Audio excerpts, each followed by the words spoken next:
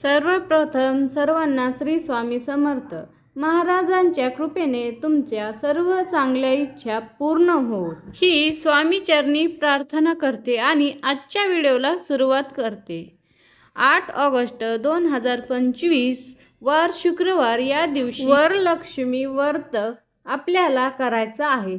वर आणि लक्ष्मी म्हणजे वरदान देणारी लक्ष्मी, साक्षात भगवान विष्णूंची पत्नी असलेले श्री महालक्ष्मीचे आपल्याला पूजन करायचे आहे। तेच आपण आजच्या व्हिडिओमध्ये पाहणार आहोत। रक्षाबंधनच्या आधीचा जो शुक्रवार येतो तेव्हा आपण वरलक्ष्मी व्रत करत असतो। तुम्हाला माहित आहे का? तर वरलक्ष्मी व्रत आणि वैभवलक्ष्मी व्रत हे दोन्ही व्रत वेगवेगळे आहेत।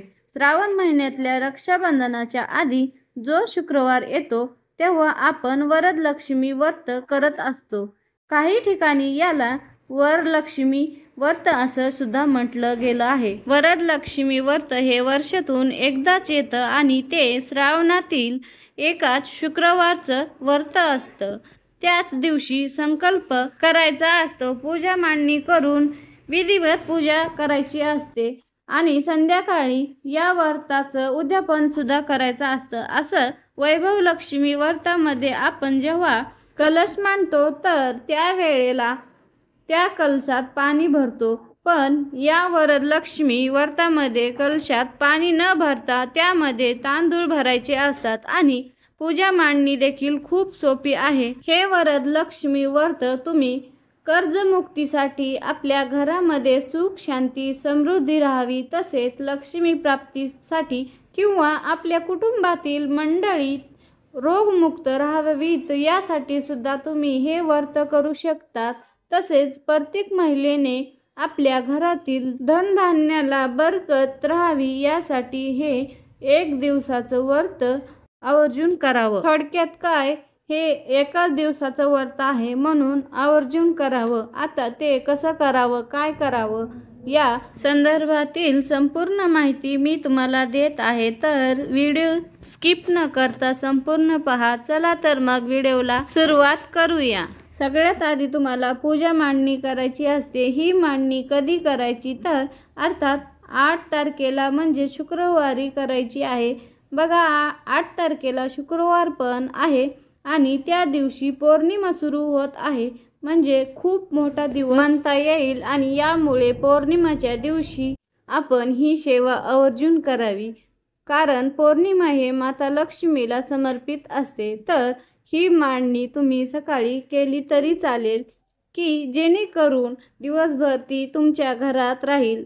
जर तुम्ही वैभवलक्ष्मी व्रत करत असाल तर ज्या पद्धतीने वैभवलक्ष्मीची मांडणी असते त्याच्या शेजारी तुम्हाला ही मांडणी करायची आहे आणि ही मांडणी तुम्ही दिवसभर करून ठेवण्याचा प्रयत्न करा, म्हणजे जेणेकरून दिवसभर माता लक्ष्मीचा वास आपल्या घरात राहील। अर्थात वैभवलक्ष्मीची मांडणी आपण संध्याकाळी करत असतो आणि ती दर शुक्रवारी करतो आणि वरलक्ष्मीची मांडणी ही वर्षातून एकदाच करायची असते।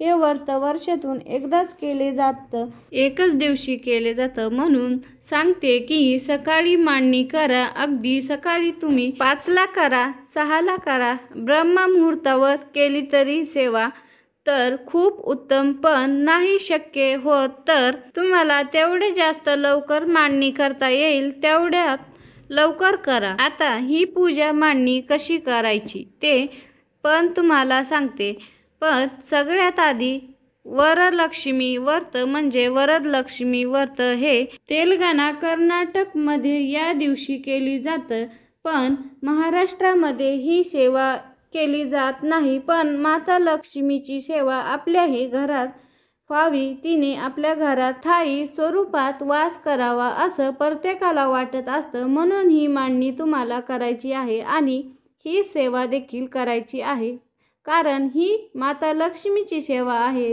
त्याच्यामुळे तुम्ही ही सेवा आवर्जून करा। पूजा मांडणीसाठी एखादा चौरंग किंवा पाट मांडून घ्यायचा आहे, त्यावर लाल वस्त्र अंथरायचं आहे आणि त्यावर तुमच्याकडे अष्टलक्ष्मी मातेचा फोटो असेल तर तो ठेवायचा आहे। तो नसेल तर माता लक्ष्मीचा तुमच्याकडे जोही कोणताही फोटो असेल तो ठेवायचा आहे. फोटो नसेल तर अशा वेळेला तुमचा देवघरामध्ये माता लक्ष्मीची मूर्ती असेल किंवा श्रीयंत्र असेल तर ते ठेवले तरी सुद्धा चालेल. फोटो असेल तर भिंतीला टेकून ठेवायचं आहे आणि श्रीयंत्र किंवा माता लक्ष्मीची मूर्ती असेल तर थोडेसे तांदूळ ठेवून त्यावर ठेवावी. त्यानंतर देवघरातील गणपती बाप्पाची मूर्ती किंवा गणपती बाप्पा स्वरूप म्हणून एक सुपारी घ्यायची आहे.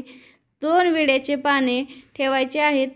आपल्या उजव्या हाताला त्यावर थोडीशी तांदळाची रास आणि त्यावर गणपती बाप्पाची मूर्ती किंवा गणपती बाप्पा स्वरूप जी सुपारी घेतलेली असेल ती ठेवायची आहे. माता लक्ष्मीचा फोटो समोर किंवा मूर्ती किंवा यंत्रासमोर एक गव्हाची रास टाकायची आहे. त्यावर हळद कुंकू अर्पण करून घ्यायचं आहे आणि त्यावर एक कलश ठेवायचा आहे. त्या कलशाला 5 कुंकवाच्या उभ्या रेषा ओढून घ्यायच्या आहेत आणि त्या कलशाच्या कंठापर्यंत तांदूळ या कलशामध्ये भरायचे आहेत व तांदूळावर हळद कुंकू अर्पण करून घ्यायचं आहे.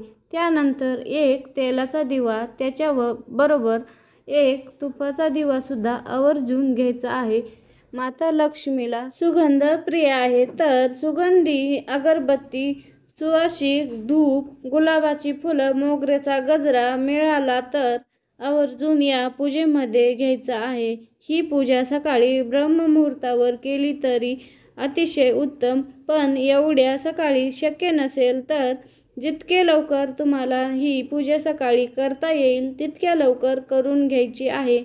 कारण या व्रताचं उद्यापन संध्याकाळी करायचं असतं आणि सकाळी लवकर पूजा केली की ती दिवसभर आपल्या घरामध्ये राहते, जेणेकरून आपल्या घरातील वातावरणात सकारात्मक लहरी तयार होतात. त्या आपल्या घरामध्ये वास्तूमध्ये पसरतात आणि त्यामुळे आपल्या घरातील वातावरण प्रसन्न राहतं. आता पूजा मांडणी पाहूयात. प्रथम संकल्प करा आणि नंतर पूजा करण्यासाठी सुरुवातीला दीप प्रज्वलित करायचा आहे. दीप पूजा करायचं आहे आणि त्यानंतर गणपती बाप्पा स्वरूप तुम्ही सुपारी घेतलेली असेल किंवा गणपती बाप्पाची मूर्ती घेतलेली असेल तर एक तामण घेऊन त्याच्यामध्ये थोड्याशा अक्षदा ठेवायच्या आहेत. त्याच्यावर ती गणपतीची मूर्ती किंवा सुपारी ठेवायची आहे. गणपती बाप्पाच्या मूर्तीवर गणपती अथर्व शीर्षे किंवा गणपती स्तोत्र म्हणून अभिषेक करायचा आहे. सुरुवातीला स्वच्छ पाण्याने, त्यानंतर पंचामृताने आणि परत स्वच्छ पाण्याने अभिषेक करताना स्तोत्र म्हणायचा नसेल तर तुम्ही ओम गण गणपते नमः हा मंत्र म्हणून अभिषेक केला तरी सुद्धा चालेल. अभिषेक झाल्यानंतर मूर्ती स्वच्छ पुसून घ्यायची आहे. त्यानंतर त्या विड्याच्या पानावरती किंवा त्या प्लेटावरती ती मूर्ती किंवा ती गणपती स्वरूप सुपारी ठेवायची आहे. हळद कुंकू अर्पण करून घ्यायचं आहे. तुमच्याकडे जर असेल तर एखादं लाल फूल आणि मिळालं असतील तर दुर्वा सुद्धा अर्पण करायच्या आहेत.